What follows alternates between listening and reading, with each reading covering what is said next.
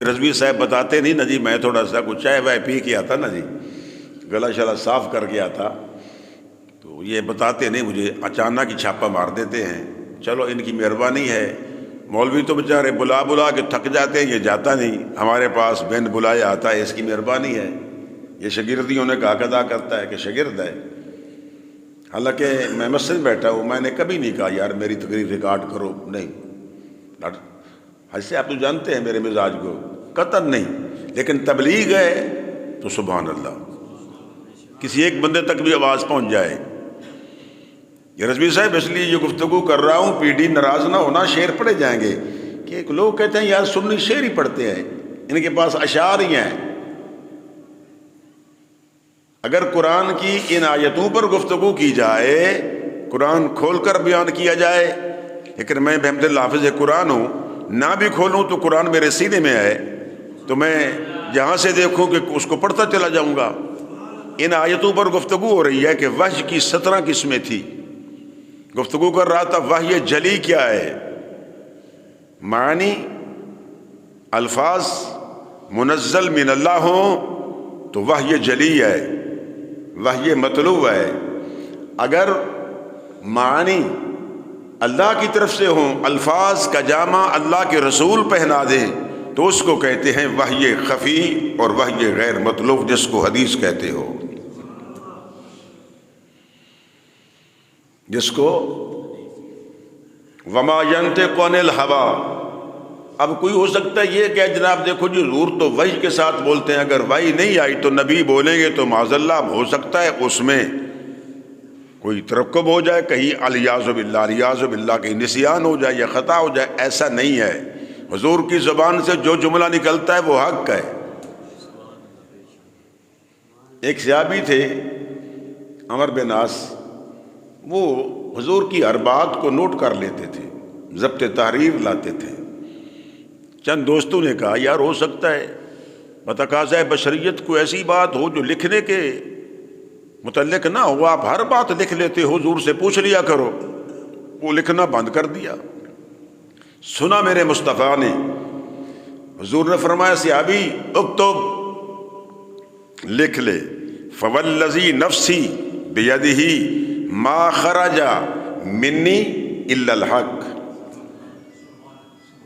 یا منہ کے بھی الفاظ ہیں، فرمایا میرے داہنے اقدس اطہر مطہر معمبر سے جو نکلتا ہے کلام وہ حق ہے، اکتب لکھ لے۔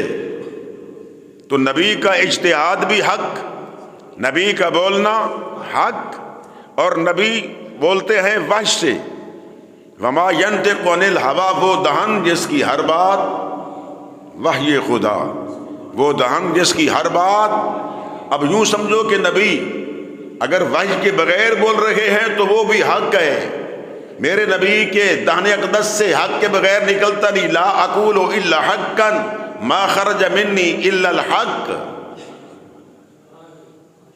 پنجابی دا شاعر کہتا ہے میرے نبی دی زبان ساڈے واسطے قرآن، ایک وحی جلی، ایک وحی خفی، ایک وحی مطلوب، ایک وحی غیر مطلوب۔ اے آمینہ دلال اگر معنی رب ولو من الفاظ دا جامع سنان دے نانا پہنا دے من، انہوں حدیث کہتے نے میرے نبی دی زبان ساڈے واسطے قرآن، میرے نبی دی ایڈا مشکل شعر نہیں، ہر وقت پڑھا جاتا ہے، علماء پڑھ رہے ہیں، تسی کہہ دو میرے سونے دی زبان، اے میرے نبی دی زبان ساڈے واسطے قرآن، جس سے ہور دا بیان چنگا لگدا ہی نہیں ہوئے، کس سے ہور دا بیان اے چنگا لگدا ہی نہیں، کس سے ہور دا بیان چنگا لگدا ہی نہیں ہوئے، کس سے غیر دا بیان۔ میرا نبی جو بولے وہ حق، فرمایا اب تو لکھ لو، جو مرضی لکھو، ما خرج منی الا الحق، میرے دہن اقدس سے حق کے بغیر کچھ نہیں نکلتا۔ نبی حق بولتے تھے، سچ بولتے تھے، نبی کا بول سچ، نبی کا کہنا سچ۔ تو سنو بھائی، آقا علیہ السلام کی معراج کی بات کر رہا تھا، کتنے مرلے ہیں بولو؟ پہلا مرلہ کہاں تک؟ بیت المقدس تک۔ اس کے لیے بھی دعا کرنی ہے اللہ اس کو آزاد فرمائے، جہاں میرے مصطفیٰ نے امامت فرمائی۔ دوسرا مرحلہ، لیکن پہلے مرحلہ میں حضور کی شان بشریت، بے مثال بشریت مطہرہ کا معراج تھا۔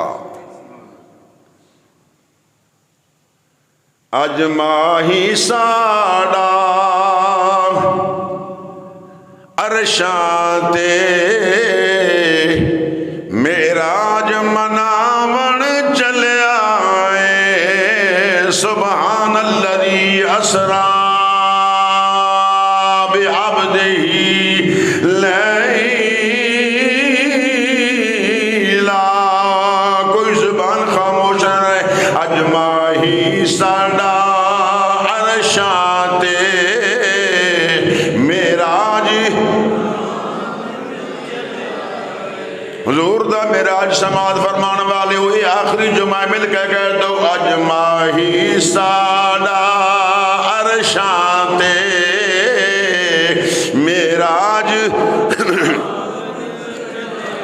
اسریٰ بعبدہ، ستی ہوئی امت دی قسمت نو سونا جگاون چلیا اے، اج ماہی ساڑا عرشاں تے، اج ماہی ساڑا عرشاں تے معراج مناون چلیا اے۔ ہن ساری دنیا سو گئی اے، عرشاں اتے آ جا چپ کر کے، ہن ماہی ساڑا چلیا اے، ہن ماہی ساڑا عرشاں تے معراج۔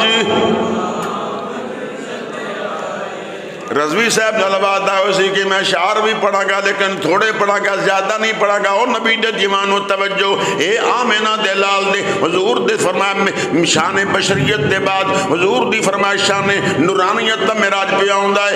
مازاق دے کاجل والے اپنی شان دے لے کملی والے بن ٹھن کے بن سور کے، حضور نے صلاۃ والسلام فرمایا سواری دے بیٹھ کے جا رہے نے، فرمایا ثم عرج بی